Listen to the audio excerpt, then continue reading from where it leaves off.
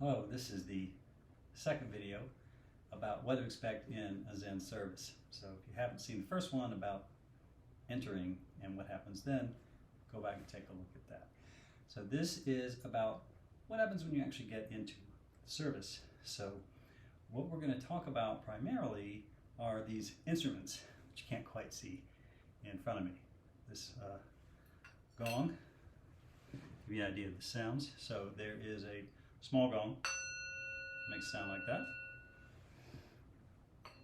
There is a larger gong, makes a sound like this. And then there is a handbell, makes a sound like this.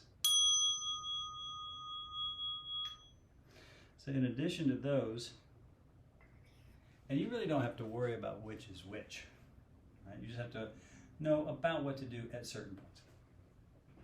There are these set of wooden clackers, which are called that because. And then there is what's called a fish drum, because it has the figures of fish on it. There's an old story behind that, which makes that kind of sound like that.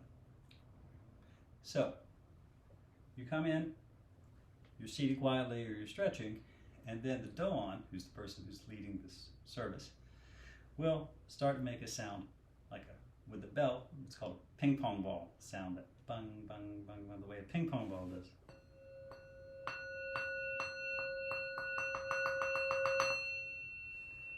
That only happens once. That's the very beginning of the service, and that's to let everybody know, hey, we're getting going here.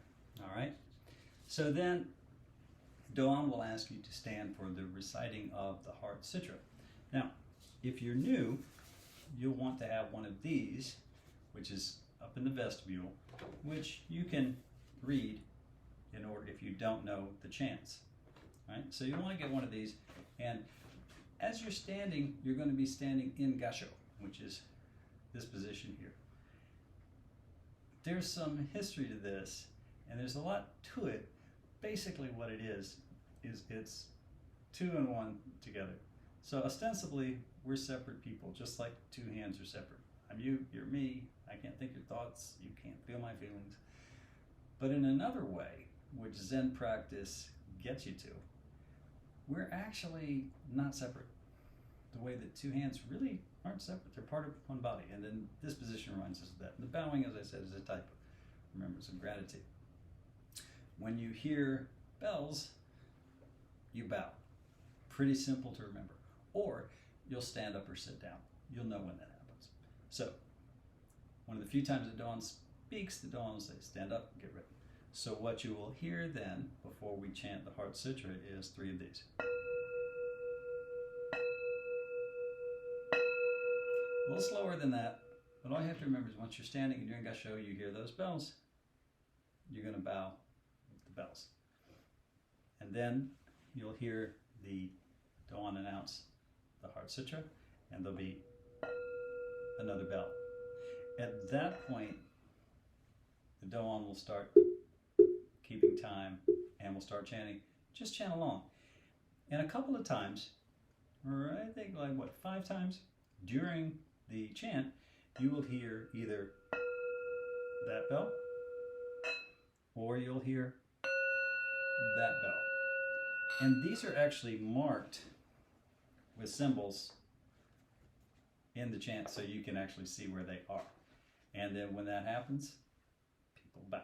It's pretty simple.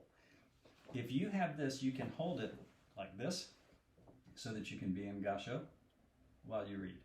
Or if you prefer, if your eyes don't focus that well with that, you can one hand and then read and then bow. Okay. So what happens after that? So once you have these chants done, you're asked to please be seated. And then once everybody's seated and the Doan sees that everybody's squared away, there is one bell. That bell, that means silent sitting has begun. After a period of 25 minutes of silent seating, you will hear 2 bells. Those 2 bells mean it's time to stand up. So when you hear those two bells, it's the end, you stand up and you face away from your cushion. Face out in the Zendo. You will hear that. That point, you will face left. So you'll be facing left to walk clockwise around the Zendo. When you hear the second, you begin walking. There's another video to tell you what Kinnin is like and what walking meditation is like, so we won't cover that here. So, as you're walking, after 5 minutes, you will hear the small bell. That's to stop, bow, and then in Gasho, walk to your cushion. When you walk to your cushion, you actually face your cushion in Gasho. Then you will hear another bell. As is usual, you're going to bow. Why do you bow to your cushion? Again, it's out of gratitude that we actually have these things. It's out of thankfulness that we have a place to sit. Not everybody does. Once that's done, you will turn and face into the Zendo. All the Sangha facing each other. There's another bell. Then you bow as being thankful for Sangha, the Zendo, the Doan. Oh, one thing I'm about to forget. As you're doing Kinnin, you will also at a certain point stop and you will bow at the small altar we have with the figure of Buddha. That's not worshiping the Buddha. Again, that's gratitude. That's being thankful for the person who founded the tradition that we're a part of. So, once you have heard the first bell and walk back, second bell, bow to the cushion, third bell, bow forward, then the Doan will say, please take your seats for the next session of Zazen. And once again, once you're seated, you will hear that bell. That bell is just to tell you this is the start of silent sitting. So that will happen a couple of times. So you will have one session of sitting and then Kinnin. You will have a second session of sitting and Kinnin. Now, when you get to the end of the third session, you will not hear two bells. Instead, you will simply hear the one bell. And then the Doan will say, there's talking at this point, the Doan will say, please rise for the chanting of the four vows. At that point, you stand. Again, you're standing facing away in Gasho.